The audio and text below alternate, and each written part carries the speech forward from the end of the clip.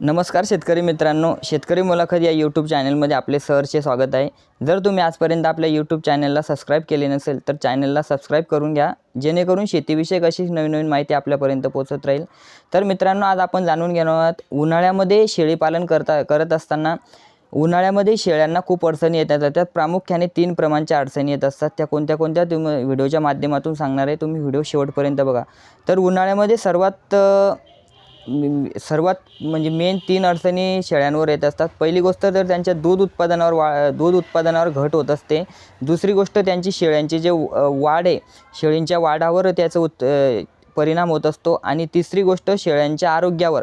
या 3 गोष्टी फार महत्त्वाच्या आहे मित्रांनो। तर या 3 गोष्टी आपण नेहमी लक्षात ठेवायला हव्या शेळी पालन करत असताना। तर त्यांना योग्य वातावरण कसं देता येईल, उन्हाळ्यामध्ये त्यांची योग्य देखरेख कशी ठेवता येईल, याचीच माहिती या व्हिडिओमधून आपण बघणार आहे। व्हिडिओ तुम्ही शेवटपर्यंत बघा, 100% हा व्हिडिओ तुमचा फायद्याचा असणार आहे। तर मित्रांनो, शेळ्यांना उन्हाळ्यामध्ये अल्प खाद्य मिळतं, म्हणजे हिरवा चारा त्यांना कमी मिळतो, वाळलेला चारा त्यांना खावा लागतो आणि उन्हाळ्यामध्ये त्यांना पाणी कमी भेटतं। तसेच अति उष्णता यांचा त्यांना त्रास होतो। त्याचा परिणाम शरीरावर झाल्याने प्रजनन क्रिया थांबते किंवा मग प्रजनन क्रियेस त्याची हानी होऊ शकते। तसेच उष्णतेचा ताण बसल्यास गाभाळ शेळ्यांमध्ये गर्भपात होऊ शकतो किंवा त्यांना मग त्यांची अकाल प्रसूती होऊ शकते। शरीरातील क्षाराचे त्याच्यामुळे संतुलन बिघडते आणि ते संतुलन त्यांचं बिघडलं की त्यांना आम्लपित्ताचा त्रास होऊन जुलाब देखील होऊ शकतो। तसेच अतिउष्णतेमुळे शेळ्यांमधील प्रतिकारशक्ती कमी होऊन त्यांच्या आपल्या उत्पादनावर तसेच त्यांच्या शेळ्यांच्या आरोग्यावर परिणाम होऊ शकतो आणि त्याचा परिणाम होऊन आपल्याला त्याचे आर्थिक नुकसान देखील होऊ शकते। तर मित्रांनो, शेळी पालन करत असताना त्यांचा गोठा म्हणजेच त्यांची राहण्याची जागा योग्य ठेवणं फार महत्त्वाचं असतं।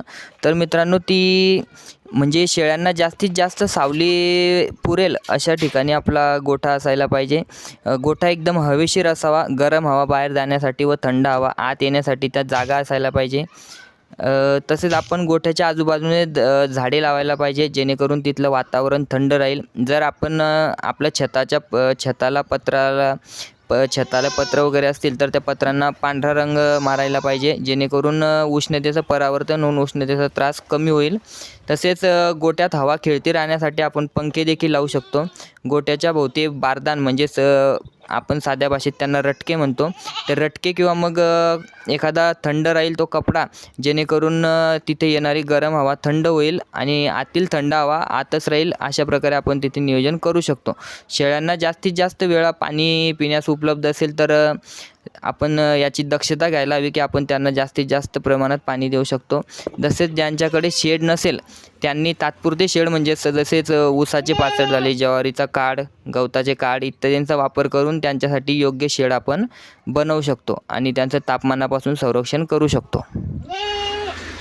मित्रांनो, उन्हाळ्यात अपुरा चारा व निकृष्ट आहारामुळे शेळ्या अशक्त बनून त्यांची प्रतिकारशक्ती कमी होऊ शकते। तसेच विविध आजारांना त्या बळी पडू शकतात। आणि विशेष म्हणजे शेळ्यांतील लेंड्यांमध्ये अमोनिया बाहेर पडत असतो आणि उन्हाळ्यात अमोनिया बाहेर पडण्याचे प्रमाण जरा जास्त असते।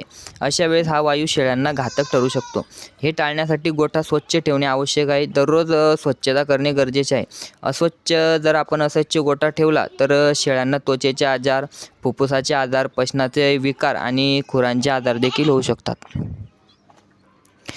मित्रांनो, तुमच्या शेळ्यांजवळ जर बाह्य कीटक असतील जसे की माशा, डास, पिसवा यांच्यापासून जर संरक्षण करायचे असेल तर आपण घरगुती देखील हे करू शकतो। तर त्यासाठी 10 मिली नील तेल, 10 मिली करंसेल, 20 ग्रॅम साबण चुरा 1 लिटर पाण्यात मिसळून घ्यावा। हे द्रावण 2 तास भिजवून ठेवल्यानंतर गोठा आणि शेळ्यांच्या अंगावर फवारल्यास आपण तिथला कीटकांचा प्रादुर्भाव कमी करू शकतो।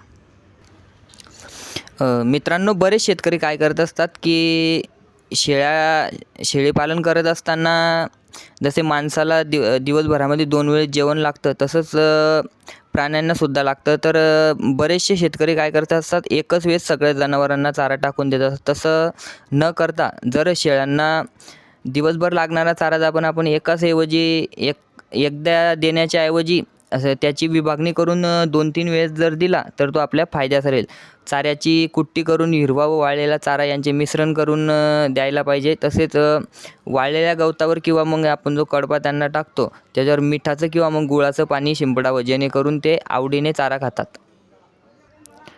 शेळ्यांना जास्त चावला लागणारा चारा हा सकाळ किंवा संध्याकाळी द्यावा, जेणेकरून शरीरात अतिरिक्त उष्णता तयार होणार नाही. मित्रांनो, उन्हाळ्यामध्ये शेळ्यांची भूक कमी असते. अशा वेळी कमीत कमी खाद्यामध्ये जास्तीत जास्त पोषक घटक आपण शेळ्यांना कसं देऊ शकतो याच्याकडे आपण मुख्यतः लक्ष ठेवायला पाहिजे.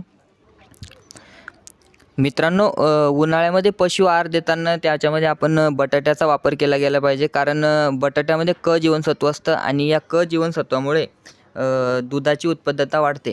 तसेच जे शेतकरी शेळी चरण्यासाठी सोडत असेल त्यांनी उन्हाळ्यामध्ये शेळ्या चरायला सोडण्याचा टायमिंग चेंज केला पाहिजे, कारण सकाळी सूर्योदयाच्या वेळी आणि सायंकाळच्या वेळेसच शेळ्या चरायला सोडल्या पाहिजेत, कारण त्यावेळेस उष्णतेचं प्रमाण कमी असतं.